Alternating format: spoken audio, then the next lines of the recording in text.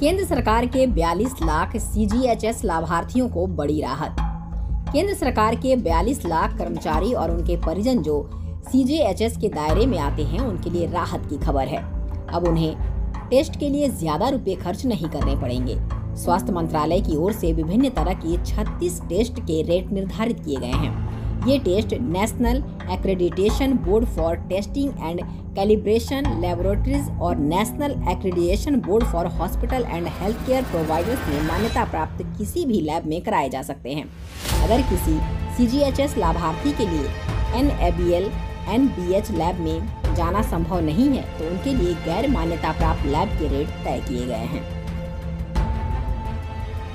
मैं तुम्हारे पापा का दोस्त हूँ, 12,000 लौटाने हैं, 20,000 डालकर कर दिया लड़की का खाता खाली। साइबर ठग ने पिता का दोस्त बनकर युवती से 8,000 रुपए ठग लिए। आरोपी से फोन पर युवती को बातों में उलझाकर वारदात की। पीड़ित की शिकायत पर पुलिस ने केस दर्ज कर लिया है। फरीदाबाद सेक्टर 18 निवासी अनामिका ने पुलिस को बताया कि कुछ दिनों पहले उनके पास एक अज्ञात नंबर से फोन आया था। फोन करने वाले ने अपना नाम देवेंद्र प्रसाद बताया और कहा कि मैं तुम्हारे पापा का दोस्त हूँ, मुझे आपके पापा के 12,000 रुपए देने हैं, तुम्हारे बैंक खाते में भेज दो। मार्कफेड के गोदाम से गेहूं की 1200 बोरियां गायब। इंस्पेक्टर की शिकायत पर अज्ञात पर केस दर्ज। अमृतसर के वेरका स्थित मार्कफेड के दफ्तर से किसी अज्ञात व्यक्ति ने गेहूं की 1200 बोरियां गायब कर ली हैं।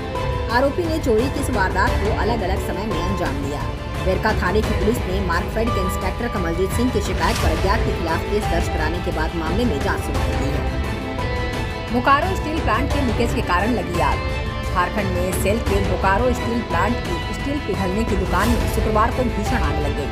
आग को बुझाने के लिए दमकल की गाड़ियां मौके पर पहुंची। एक अधिकारी ने बताया कि इस घटना में अभी तक किसी के हताहत होने की सूचना नहीं है। बोकारो स्टील प्लांट के संचार प्रमुख मणिकांत धन ने कहा कि SMS 2 के कस्टर 2 के टुंडिस 3 में धातु के लीकेज की सूचना मिली, जिसके कारण आग लगी। फायर ब्रिगेड तैनात कर दी गई है। किसी के हताहत होने की फिलहाल कोई सूचना नहीं है। चुनावी बॉन्ड की 27वीं खेप को मंजूरी। सरकार ने 3 जुलाई से चुनावी बॉन्ड के 27वीं खेप की बिक्री को मंजूरी दे दी है। सरकार का ये फैसला राजस्थान, मध्य प्रदेश, छत्तीसगढ़, तेलंगाना और मिजोरम में इस साल होने वाले विधानसभा चुनाव से पहले आया है। इन राज्यों में 1-2 महीने में चुनाव की तारीखों का ऐलान हो सकता है। सरकार की ओर से राजनीतिक चंदे की प्रक्रिया में पारदर्शिता लाने के प्रयासों के तहत राजनीतिक दलों को दिए जाने वाले नगद चंदे के विकल्प के तौर पर चुनावी बॉन्ड को पेश किया गया है। भारतीय कबड्डी टीम 8वीं बार एशियाई चैंपियन बनी। फाइनल में ईरान की 2 शिकस्त। भारतीय पुरुष कबड्डी टीम ने कमाल का प्रदर्शन करते हुए 8वीं बार एशियाई चैंपियनशिप को अपने नाम कर लिया है। भारत ने शुक्रवार को कोरिया के बुसान में खेले गए फाइनल मुकाबले में ईरान को 42-32 के बड़े अंतर से हरा दिया। इस टूर्नामेंट के 9 संस्करणों में यह भारत का 8वां खिताब है।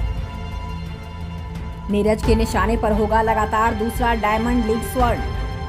मांसपेशियों के खिंचाव से उभरने के बाद नीरज चोपड़ा एक बार फिर हाथ में भाला उठाने के लिए तैयार हैं। टोक्यो ओलंपिक के स्वर्ण पदक विजेता नीरज शुक्रवार को बुसान में होने जा रहे डायमंड लीग में दावेदारी पेश करने जा रहे हैं। उनके निशाने पर लीग का लगातार दूसरा स्वर्ण पदक होगा। सिर्फ नीरज ही नहीं, इस 1 दिवसीय मीट में लॉन्ग जंपर मुरली श्री शंकर भी उतरेंगे।